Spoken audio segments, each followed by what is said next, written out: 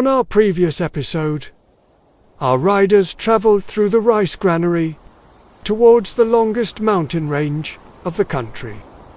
They stumbled upon a massive grotto perched high above, a shrine with a great view.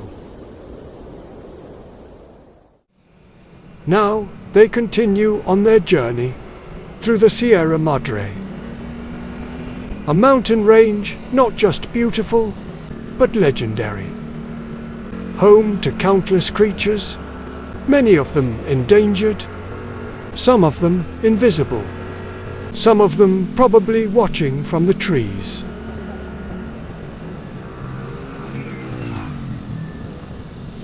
This is more than a mountain range. It is the spine of the Philippines, the country's natural shield, bracing itself against the storms that come howling from the Pacific. It is strong, silent, underrated, like that one classmate who didn't talk much, but always carried the group project. Its forests serve as a carbon sink, helping fight climate change quietly while everyone else argues on Facebook. And yet, for all its service, it remains underappreciated. Now, our female rider tails her partner, slightly falling behind. This is why she's usually the one in front. Because, like in a wolf pack, the strongest, fastest alphas don't charge ahead. They stay at the back. But not this time. Because the male rider has the tour guide as his back ride, showing the way. A way that does not look so good. A trail that looks less like a road. But she has no other choice but to follow. This is a test of balance, patience, and suspension. She must push forward. There is no other way. This is part of the itinerary.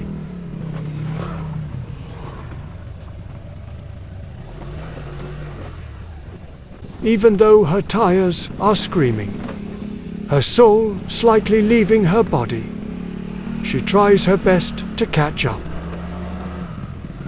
And just as she was getting the hang of it, a bigger bike appeared. One with 3 wheels, a common mode of transport in most rural areas.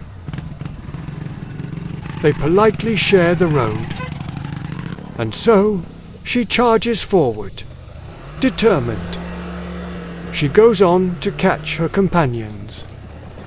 Through the dreaded road, through each bump that tests her patience, through the humble patch of rocks and gravel, through every tree root that tried to sabotage her. And finally, she made it. She rolls in like a champion, covered in dust but victorious. But if you think the hard part is over, it is not. There is another trail. One that cannot be conquered by their noble steeds. The kind of trail that makes your calves cry just by looking at it. So up they go, confident and strong, one step at a time, on a path carved into the mountain, not even breaking a sweat. So they press on, because turning back now is unacceptable. And then they finally made it.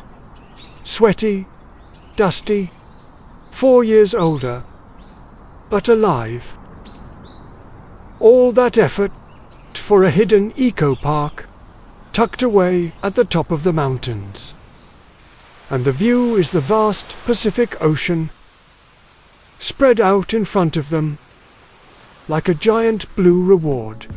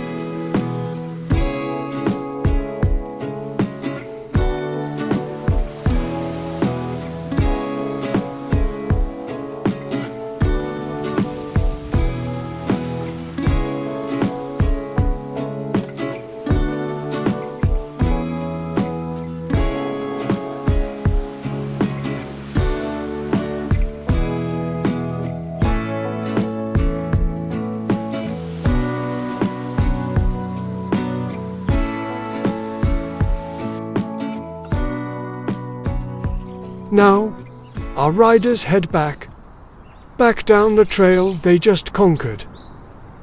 The same steps, but with slightly more knee pain. They reunite with their noble steeds and retrace their steps. Back on the beaten path, the rocks, the gravel, the same trail that earlier mocked them with every bump, until finally they made it back to the highway. They returned to the beautiful mountains of the Sierra Madre, past the views that stopped their hearts on the way up, now etched into memory, like postcards neatly tucked in their minds.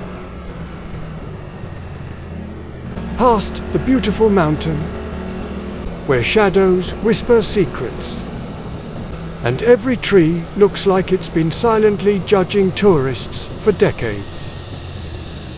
Past the curves and corners that once felt endless, now simply familiar. Past the view of the vast Pacific Ocean down below, reminding them of just how small they really are, and how small their troubles must be too. Up here, above it all, they see things clearly. Worries dissolve like mist. Deadlines blur into clouds. And all those things that once felt so important now seem like they could probably wait until Monday. They realize they're just two riders, on borrowed time, on borrowed fuel, making their way through a big, chaotic, beautiful world. And in that moment, the air feels lighter, their hearts feel calmer, and everything else just makes sense.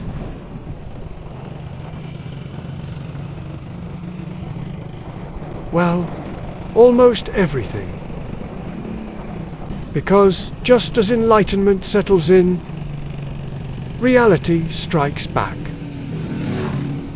After spending half the day wandering, their stomachs begin to growl. So they descend back to the flatlands to find the river.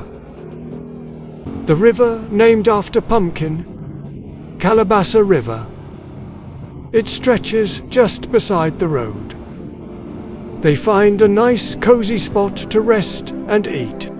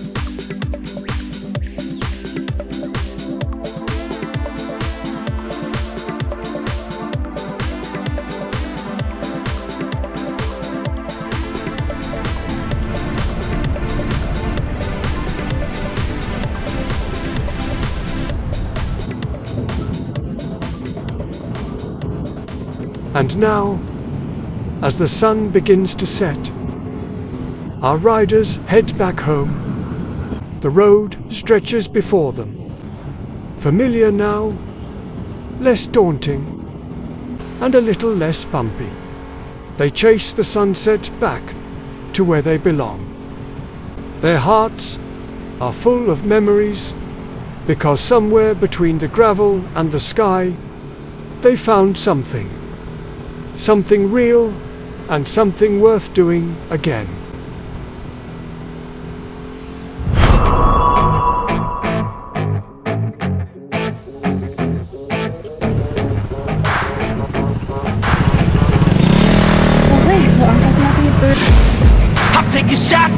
kind of me. I'm gonna make it to the top, leave a legacy. If I got something to say, you better let me speak. Turn it up a new degree, bitch, you ain't seen anything. I pop off with the new rock, electronic, blow the sonic roof up. I'm too honest when I take a few shots. They're too toxic, need to take the noose off. And you cannot save me, 'cause I don't need saving. It's everything I've been chasing, all here for the taking. Don't wanna test your luck with me, I think I've had enough disease. I'm sick of all the bad thoughts, people who are half-nots. You are not as tough as